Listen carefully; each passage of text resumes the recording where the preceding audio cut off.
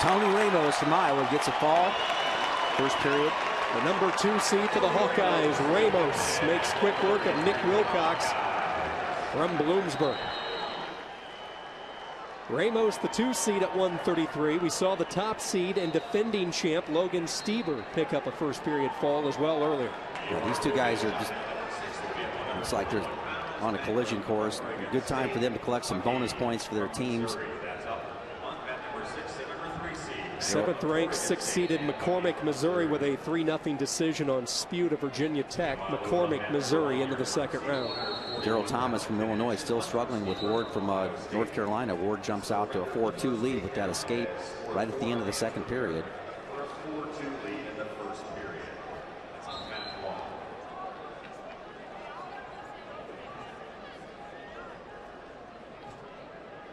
.129, a riding time already for Ward from North Carolina. That's just getting started on mat number 3. It's Hofstra's Luke Vaith taking on Nathan Pennesi of West Virginia, the lone Mountaineer who qualified for this year's NCAA tournament. Pennesi is a 3-time NCAA qualifier, has never won a bout at the national level here in the NCAA. Is hoping to change that here this season. Well, Ward from North Carolina scooping up that bottom leg and is able to get another takedown here. Jumps out 6-2. You know, Daryl Thomas from Illinois has had some good quality wins this year, but they're mainly earlier in the season. In the back half of the season, he's just had a lot of difficulty. And now he's down 6-2 with riding time and finds himself in a pretty tough way. Well, we talked about the Tar Heel youth with Kreiser at 125. Ward's a fellow freshman from Cincinnati, 2-time Ohio State champion, and with that riding time in his quarter, he has a 5-point lead on Thomas. Thomas, a 5th-year senior. Here's another interesting matchup here, guy to watch in the tournament. I think he's got great potential here. Mike Mangrum from Oregon State, 141-pounder. Guy was seeded pretty high last year, but didn't have a real strong tournament. But it's number 3 seed this year going into it. It's going against Nicholas Huckey of Mizzou. 52, 141 pounds. Trevor Melly of Rutgers, Dean Pavlou of Chattanooga, Matt 3. Had some real quality wins last year. That 141-pound weight class was really tough. Iowa State, Minnesota squaring off at 141. It's Luke Gettle of Iowa State, Nick Dardanes of Minnesota. Yeah, Dardanes is just constantly moving forward here. He's got very heavy hands. It's a tough matchup for Gettle. Gets to a leg, and to pop his hips in, comes with a leg lace instead. He's worried more about the edge of the mat, which is a good decision here because he's got a nice shot. Probably needs to come off of that leg lace and grab the ankle, which is he's done right now, but he's got to come back out, get to the far ankle if he can. And it should be 2. Yep, gives him 2 right there. Nice job of finishing that on the edge of the mat here by Dardanes. Nathan Pennesi of West Virginia able to get a reversal as he started down in the 3rd period. A quick escape by Vaith, so it's a 2-1 lead for the Mountaineer. North Carolina has another win. It's Joey Ward with riding time, a 7-5 victory over Daryl Thomas of Illinois.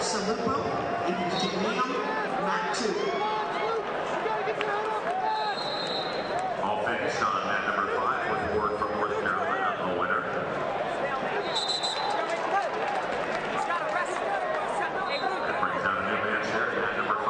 Hockey of Missouri, the senior. Buys from Mangrum, and he's able to shake free. Did a nice job on the board. Yeah, did a nice job with an old school move there with a little elevator action there. Came up and was able to clear the hand out. Nice work. But he did give up the early takedown to Mizzou Tiger. But About 56, 141 pounds. there's a guy who's done a very good job.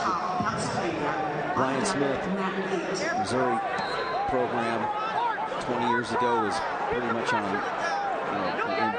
you'd never think, that that they'd have an opportunity to be able to compete, but he's totally changed the culture there. They believe they can win. Having the national tournament in St. Louis has also been a good thing here for this program, hosting that every now and then.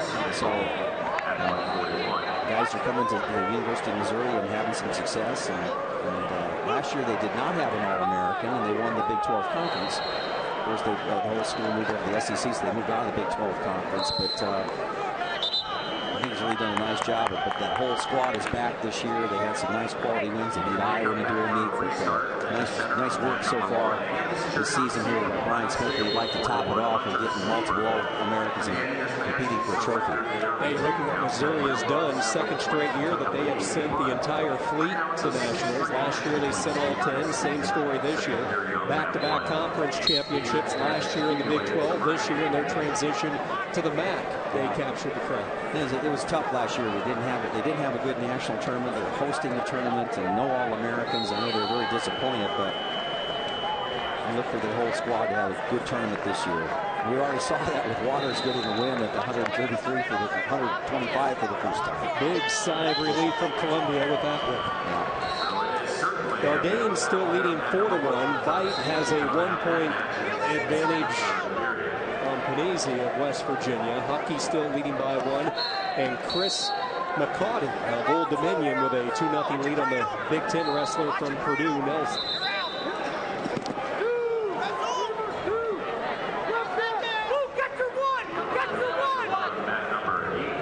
Several delays in this match here with Mangrum and Huck from Missouri, so I don't know what they're going to call.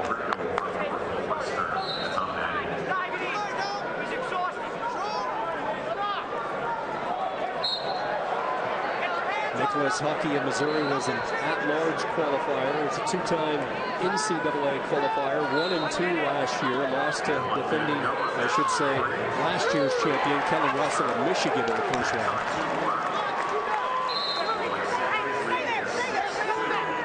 An up-and-down season for the Tigers. Enters the tourney right at 500, but an early lead on Mangrum of Oregon State.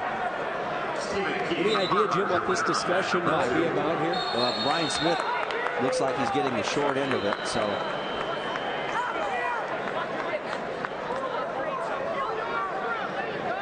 Coach Steiner and Zaleski listening in the conversation. But this is just totally destroying the flow of the match, you know.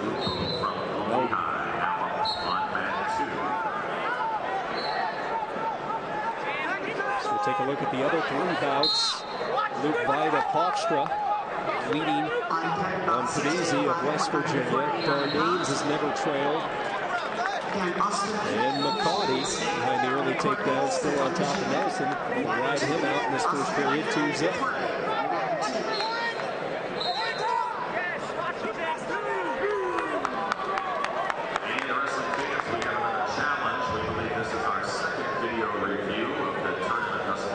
Looks like we will have a video review, Jim, on the Mangrum hockey bout. We should explain to our audience the NCAA this year has went with an exploratory rule as far as taking second looks at questionable calls.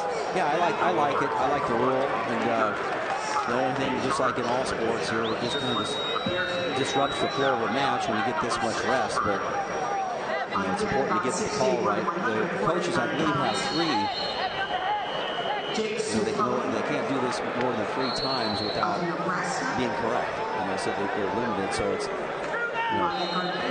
And I'm anxious to hear your opinion. You mentioned you like it, but you also talk about flow, and we see the blood timeouts and the injury timeouts, everything limited to a strict amount of time. But 2 weeks ago at the ACCs, we saw a couple of these replays go 2, 3, 4, 5 minutes long. How does that disrupt the flow of a match for a wrestler?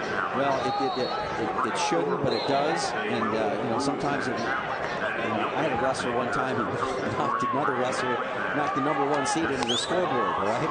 And they had to reset the scoreboard. We were up in the match, and I really think that it allowed the actually returning national champion, the #1 seed, to get his act together and came back and won a tight match. But no, it disrupts the flow. But I guess it does it for both guys. And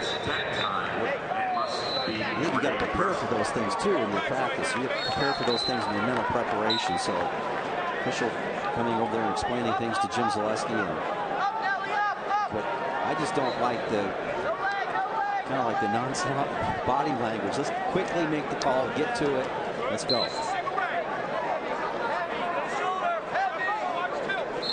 McCarty with a 5-run lead. Nardanes has pushed his out to a 7-point advantage. Review change the scoring. Now Missouri has challenged that decision. I don't know how you can, once they've gone to the video review, what's happened is that Missouri has challenged the result of the challenge. And, I just don't think we're going to come out of that very well.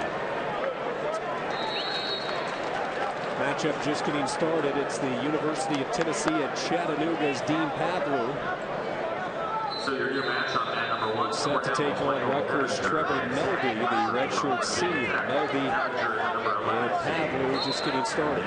Nardanes in the bonus point territory for the Golden Gophers. Yeah, he's really putting on Luke Vettel from Iowa State, third period, 8-point lead with riding time. So unless he gives up a reversal, which doesn't look like it's going to be imminent anytime soon, so really good shape of getting an extra bonus point for the Gophers.